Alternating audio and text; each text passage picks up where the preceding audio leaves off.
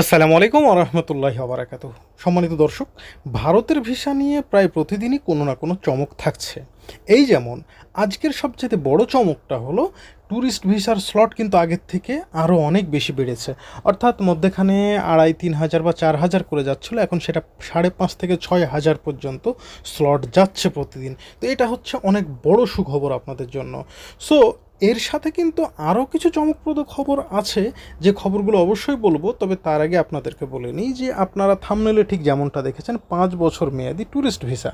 তো এই ৫ বছর মেয়াদি ট্যুরিস্ট ভিসার বিষয়ে কিন্তু অনেকেই জানেন যে এটা কাদেরকে দেওয়া হয়। ১ বছর মেয়াদি ট্যুরিস্ট ভিসা দেওয়া হয়, আবার ৩ মাস মেয়াদিও ট্যুরিস্ট ভিসা হয়, ৬ মাস মেয়াদিও হয়। কিন্তু ৫ বছর মেয়াদি ট্যুরিস্ট ভিসা নতুন করে ভারত নাকি অ্যাড করেছে এবং অনেককে দিচ্ছে। এবং যে ব্যক্তি বলছে তিনি হজ করে এসেছেন তাই তিনি মিথ্যা কথা বলতে পারেন না, কিন্তু আমার সেই কন্টেন্ট ক্রিয়েটর ভাই বরাবর মিথ্যে কথা বলেছেন। গেল ২ বছর প্রতি মাসে তিনি কমন একটা কথা বলেছে যে সামনের মাসেই ট্যুরিস্ট ভিসা চালু হয়ে যাবে, অথচ আজকে তিনি মানে ইহরাম বাঁধা থেকে উঠে এসে এখন বলতেছেন যে তিনি নাকি মিথ্যা কথা বলেন না। যাই হোক, সেই ভার আমি আপনাদের উপর ছেড়ে দিলাম।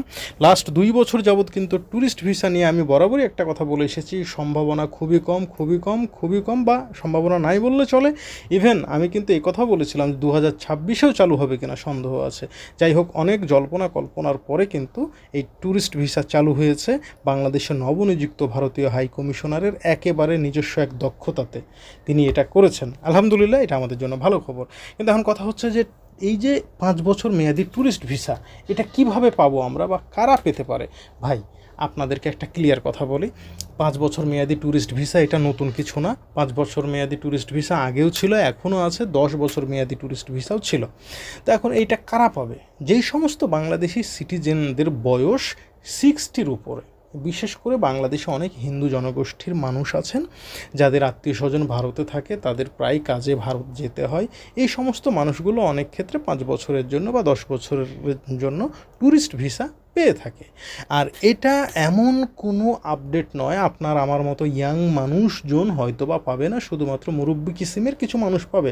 অথবা এখন দেখা যাচ্ছে আপনার বাবা চাচা যাদের বয়স ৬০-র উপরে তারাও যে চাইলে পেয়ে যাবে, বিষয়টা কিন্তু এমন না।